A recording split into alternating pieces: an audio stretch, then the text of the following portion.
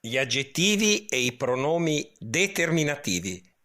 Come si formano i femminili e i plurali dai maschili possessivi. In italiano: mio, tuo, suo, nostro, vostro, loro. Maschile milanese: me, to, so, nost, noster, voster, so, de lor. Femminile milanese: mia, tua, sua, nostra, vostra, sua, de lor.